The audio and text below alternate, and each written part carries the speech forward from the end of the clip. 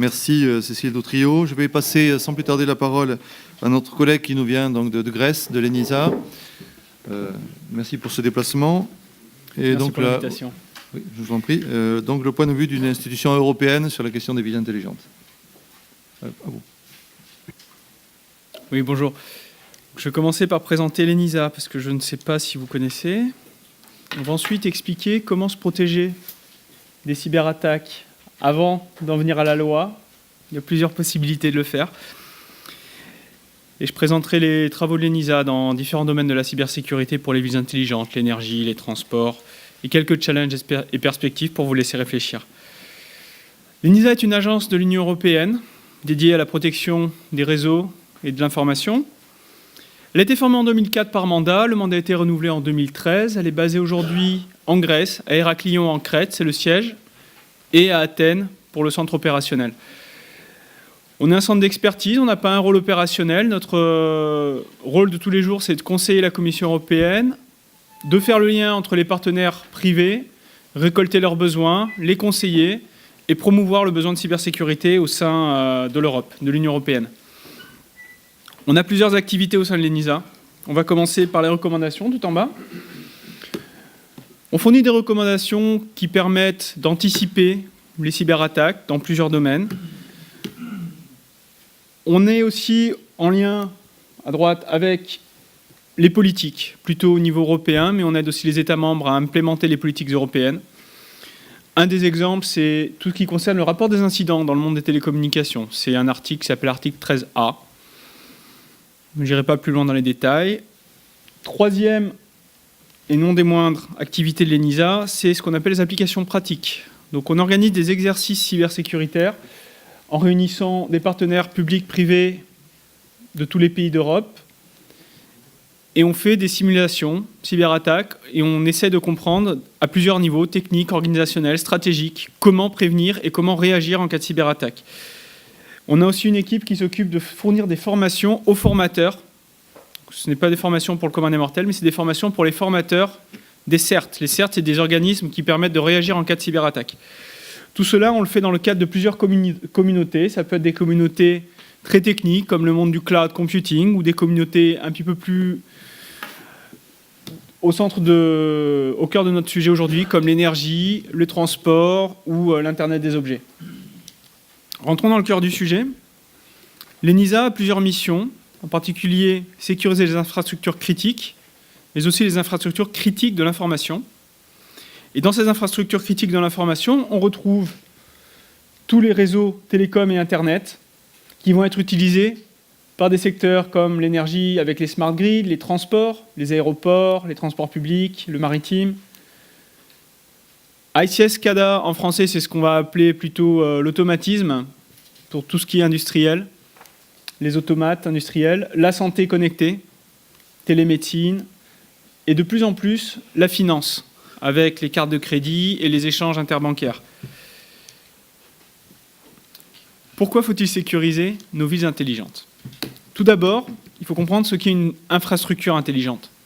On parle beaucoup d'intelligence, on parle beaucoup de smart, on parle beaucoup d'objets connectés, mais on ne définit pas ce que c'est. Aujourd'hui, on parle beaucoup de cyberphysique, systèmes cyberphysiques.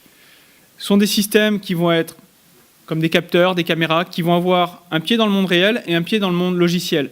Ces systèmes vont être contrôlés par des architectures logicielles, par des programmes. Ils vont avoir une influence sur le monde réel. On parlait tout à l'heure d'une barrière qui se fermait sur une voiture. Typiquement, une barrière, c'est un système cyberphysique. Dans une infrastructure connectée, nous avons plusieurs opérateurs. Dans une ville, on peut imaginer le transport, l'énergie, l'eau, le traitement des déchets, la police, la municipalité, la gestion du trafic. On en a une liste. Je ne rentrerai pas dans les détails. Mais ces opérateurs, pour fonctionner, ils ont besoin d'échanger des données. D'échanger des données entre leurs systèmes cyberphysiques sur le terrain et leurs systèmes centraux, mais aussi d'échanger des données entre eux, que ce soit de manière transversale, horizontale, verticale. L'intérêt d'échanger des données, c'est d'améliorer la qualité du service offert aux citoyens et de faire des économies, que ce soit des économies d'énergie ou des économies d'argent.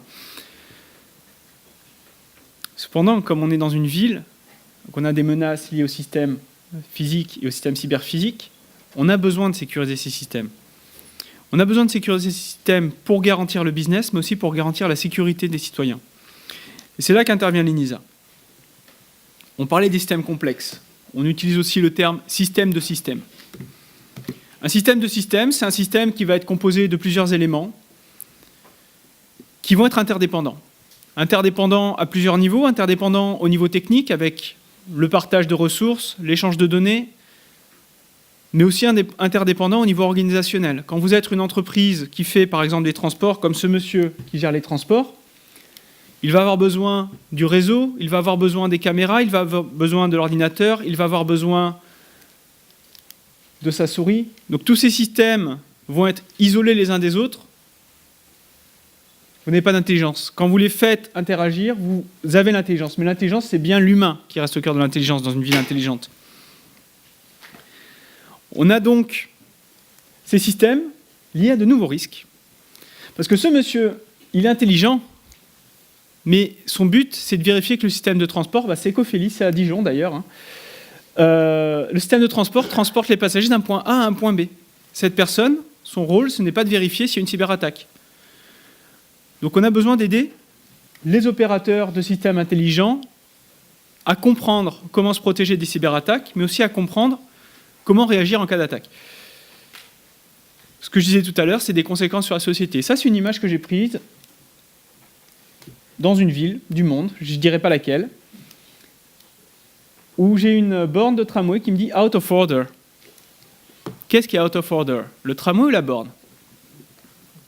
C'est la borne. Donc on peut imaginer les conséquences sur la société. Vous venez, vous voyez tramway out of order, qu'est-ce que vous allez faire? Vous allez prendre un taxi, prendre un bus, marcher, vous allez être en retard, vous allez rater votre avion et vous ne pourrez pas venir à Paris pour présenter à la conférence. C'était pas Athènes.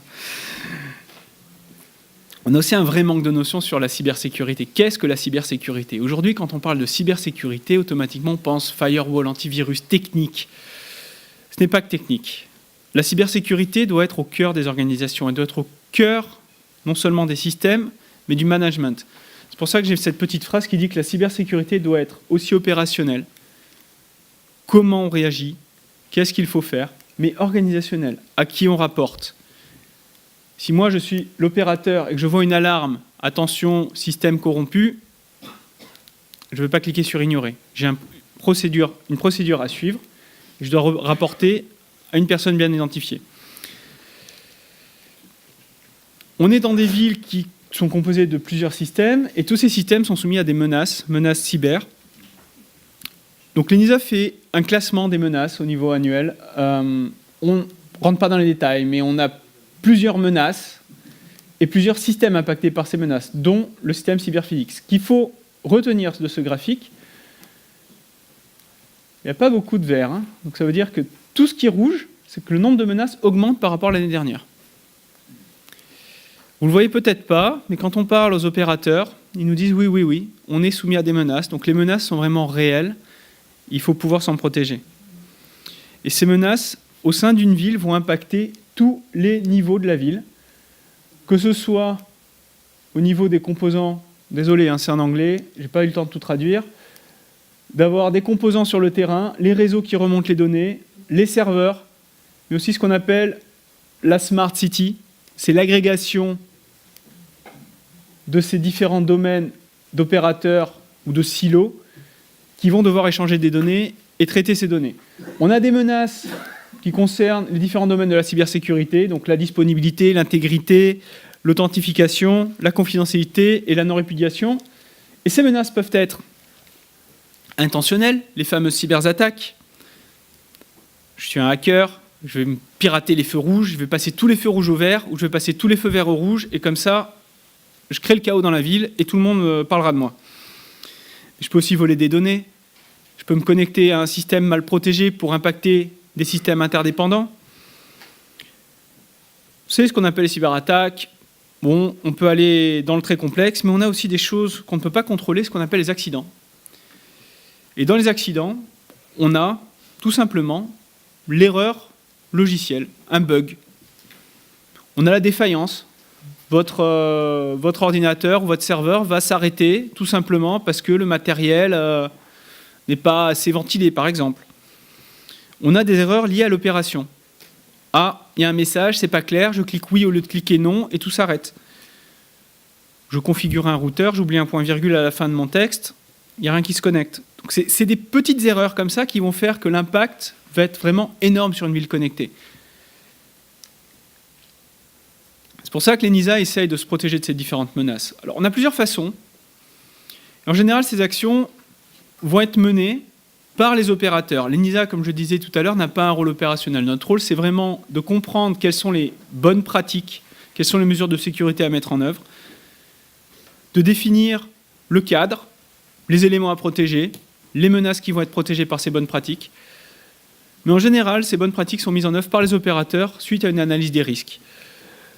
Le but de cette analyse de risque, c'est surtout de définir quels sont les éléments à protéger. Derrière, on a la loi qui va nous aider à dire qui est responsable, quel est le rôle pour moi en tant qu'opérateur, en tant que fabricant, en tant qu'utilisateur final, mais quel est aussi le rôle pour les autres. Si je suis opérateur dans une Smart City et que j'achète un équipement réseau, mon rôle, ce n'est pas d'être responsable de cet équipement réseau. C'est quand même le fabricant qui doit me garantir la sécurité. Mais si j'achète cet équipement sécurisé, peut-être que le coût va être plus élevé. Donc qui investit ? On le sait bien que dans une ville intelligente, comme tout est connecté, on a besoin d'avoir une certaine organisation, une certaine gouvernance qui va nous permettre d'investir vers un objectif commun.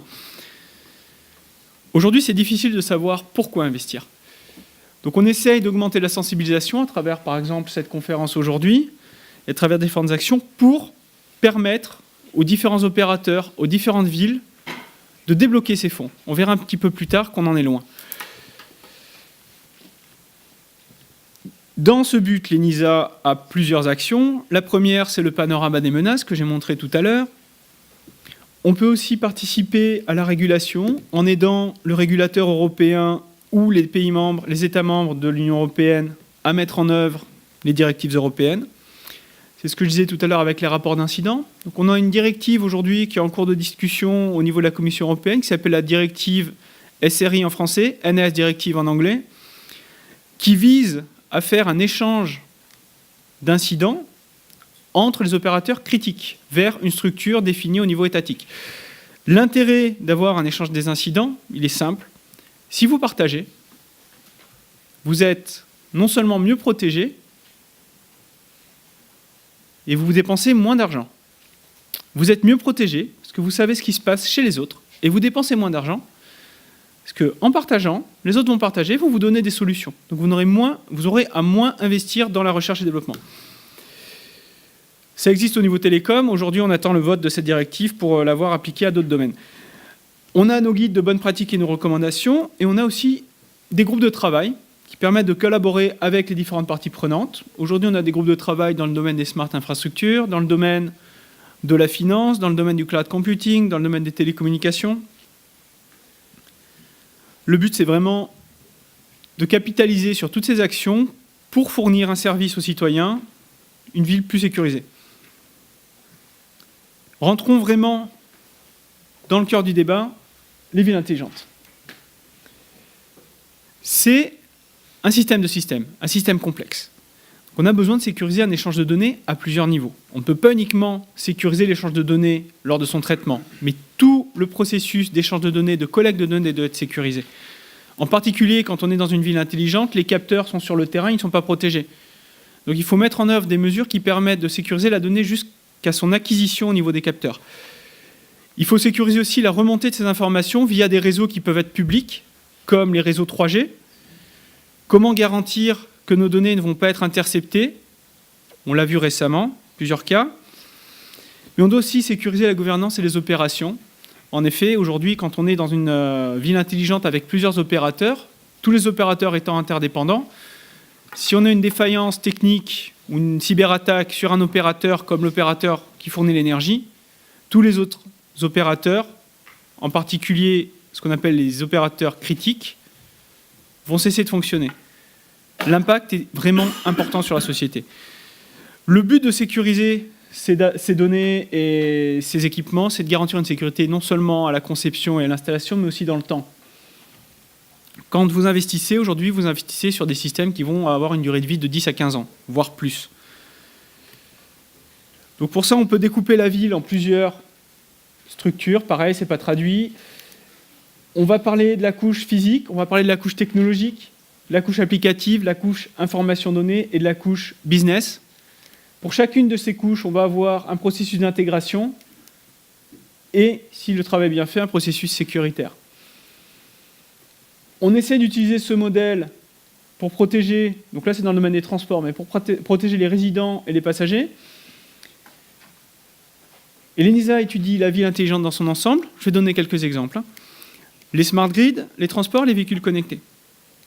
Pour l'échange de données, on ne va pas rentrer dans les détails, c'est très complexe, mais il faut savoir que les données aujourd'hui, c'est une dépendance. Comme l'énergie est une dépendance, comme l'eau pour le corps humain, c'est une dépendance. Si on n'a pas d'eau, on meurt. Dans une ville intelligente, si on n'a pas de données, on n'est pas intelligent. On a des échanges de données externes. Le problème va être simple. Si j'échange des données avec quelqu'un, si j'utilise les données récoltées par un tiers, comment est-ce que je peux garantir que ces données sont intègres? Comment est-ce que je peux garantir que ces données ne vont pas modifier mon comportement? Si ces données sont piratées, comment est-ce que je vais garantir que je détecte le piratage de ces données? C'est un domaine très très difficile, mais on va voir qu'il y a des mesures qui permettent d'y pallier. Et on a tout ce qui concerne les données internes. Toutes les données que je vais récolter qui vont modifier mon business. Aujourd'hui, l'ENISA mène plusieurs études, et parmi ces études, on en a une qui va se concentrer sur l'échange de données externes, et une deuxième qui va se concentrer sur l'échange de données internes.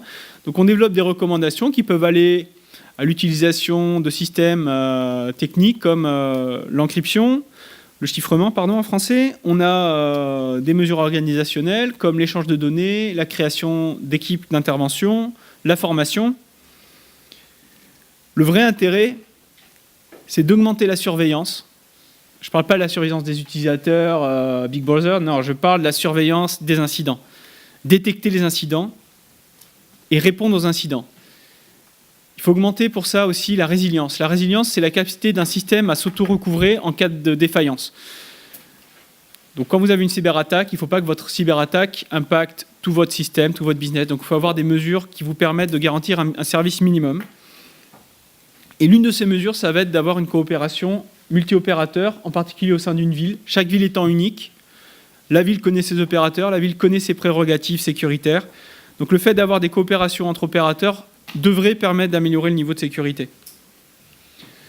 Une des découvertes, j'ai envie de dire une des banalités, c'est que le niveau de maturité de la ville joue un rôle dans la sécurité. Une ville très mature avec beaucoup d'échanges de données aura besoin d'avoir des mesures de sécurité beaucoup plus avancées qu'une ville où les opérateurs fonctionnent de manière close et échangent peut-être encore des données de manière clé USB ou papier.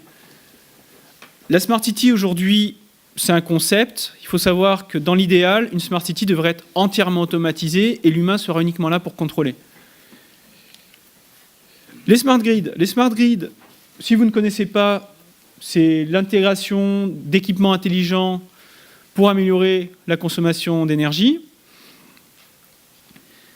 Ce qui fait qu'en tant qu'utilisateur d'un Smart Grid, vous pouvez aussi devenir producteur. Si vous avez des panneaux solaires ou une éolienne dans votre jardin, vous pouvez revendre cette énergie aux fournisseurs d'électricité et vous devenez producteur. Ça nous amène à un panorama assez complexe avec des acteurs de taille et de type très variés. Vous ne pouvez pas demander à une personne, à un citoyen, d'avoir les mêmes mesures de sécurité qu'un opérateur comme GDF ou EDF. Et dans l'Union européenne, on a aussi un niveau d'harmonisation très faible. Si vous voyagez un petit peu, vous allez voir que dans certains pays, il y a vraiment de l'énergie verte, comme par exemple au Danemark. Dans d'autres pays, on en est loin. Donc l'ENISA s'est concentrée avec la Commission européenne pour établir une liste de mesures minimum de sécurité. Et c'est un domaine où ils sont très à cheval sur la certification. La certification, ça va servir à deux choses. Ça va servir à valider que votre système est conforme, c'est la certification des systèmes, mais aussi à prouver que votre personnel est entraîné et est prêt à faire face à certaines situations. Donc c'est la certification des personnels. Donc on a fait une étude sur la certification des systèmes qui nous permet de mettre en avant et de mettre en exergue les les similarités entre différents systèmes de certification, car il y en a de nombreux, qui peuvent être nationaux, internationaux. Et on a mis en avant aussi les différents modèles de certification pour certifier la compétence des différents personnels, avec un résultat, c'est que le top management doit aussi être certifié. On ne fait pas de cybersécurité si on n'a pas une sensibilisation du top management. On a publié tout ça avec la Commission européenne au sein de la Smart Grid Task Force. Je ne rentrerai pas plus dans les détails. Les transports publics, aujourd'hui tout le monde utilise les transports publics. Ce matin j'ai pris le métro. Quand je prends le métro, je connais le temps d'attente. Je peux voir sur mon smartphone, en live, le prochain métro. Je peux aussi être filmé par les caméras de surveillance.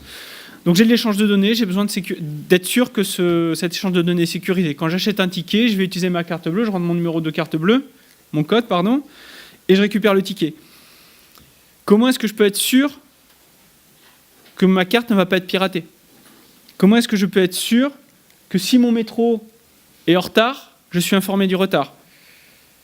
Comment est-ce que je peux être sûr que mon métro automatique, la ligne 1 à Paris, maintenant elle est automatisée, va fonctionner de manière sûre? C'est difficile. On s'est rendu compte aujourd'hui que dans les différents pays de l'Union européenne, il n'y avait aucune définition de la cybersécurité pour les transports. On a la définition de sécurité pour les transports, on a la définition des transports, on a des définitions cybersécurité, mais on n'a pas cybersécurité pour les transports. Il n'y a pas de législation, on en est loin. Donc l'ENISA s'est demandé que faire. On a analysé, avec diverses interviews, on a analysé les besoins et on a fait une liste des éléments à sécuriser et on a expliqué comment les sécuriser contre les menaces. Le but aussi de cette étude, c'est de prévenir la crise. Mettre des mesures en avant d'une crise, en réaction à une crise, et ce qu'on appelle le Plan do Check Act en anglais. Une fois qu'on a eu une crise, on a mis en place les mesures, on les a appliquées, qu'est-ce qu'on peut améliorer? Les voitures connectées. On a commencé à étudier les voitures connectées, mais je vais juste vous montrer un petit peu les différentes menaces qui ont trait aux voitures connectées durant le seul mois de juillet de cette année. Août, juillet, août. 1, 2, 3, 4, 5. 5 hacks différents. Vous avez dû voir, des hackers ont réussi à s'emparer du contrôle d'une Jeep sur l'autoroute. Tesla a été piraté. Alors Tesla, il faut savoir, c'est une entreprise qui ne fait pas des voitures. Tesla, c'est une entreprise qui fait du software. Donc Tesla, ils ont réussi à réagir très vite en mettant à jour toutes leurs voitures. Par contre, pour la Chrysler, la Jeep, ils n'ont pas pu faire une mise à jour des voitures. Donc ils ont dû rappeler 1,5 million ou 1,2 million de véhicules. Évidemment, pas mal de personnes, quand ils reçoivent la demande de rappel, bon, ils n'ont pas le temps, ils ont besoin. On est aux États-Unis, donc on a besoin de la voiture, je ne peux pas passer 2 jours chez le garagiste. Donc ce qu'a fait Chrysler, c'est qu'ils ont envoyé une petite clé USB à tous les acheteurs. Le problème, c'est que d'envoyer une clé USB, vous ne pouvez pas garantir ce qu'il y a dedans. Donc c'était peut-être un virus, on ne sait pas. Donc on est aussi dans la cybersécurité. On veut protéger les citoyens en protégeant leur voiture, en les mettant à jour, et on crée d'autres problèmes. Les challenges et perspectives, on va faire très vite, il me reste 1 minute. Donc le sondage qu'on a fait cette année, c'était quel est votre budget pour la cybersécurité dans le monde du transport? Est-ce que vous connaissez votre budget? 40% ont dit je ne sais même pas si j'ai un budget. 40% ont dit je ne connais pas mon budget. Et 20% ont dit ah oui, je connais mon budget. D'accord, donc de combien est-il? Ah, je ne sais pas. Je sais que j'ai un budget, mais je ne sais pas dire la part que je vais mettre pour la cybersécurité, je ne sais pas dire la part que je vais mettre pour le training, etc. 50% ont dit oui, en fait, c'est moins de 2% de la totalité de mon budget. Donc là, par exemple, on parle à des responsables sécurité qui vont avoir une portion de budget cybersécurité. Une des grandes trouvailles, pareil, hein, c'est entre guillemets trouvailles, hein, c'est une banalité, c'est intégrer la cybersécurité dans tout ce qui a trait à la sûreté. Pour cela, on a besoin de définir et d'harmoniser les procédures de sécurité et d'améliorer le partage de l'information. Dernier slide, protéger, coopérer, échanger. C'est le but de l'ENISA, c'est ce qu'on essaie de promouvoir entre les acteurs publics-privés, législateurs, municipalités, opérateurs, constructeurs. Et le but, c'est vraiment de les inciter à partager pour améliorer ce niveau, non seulement pour eux, mais pour le citoyen. Je vous remercie.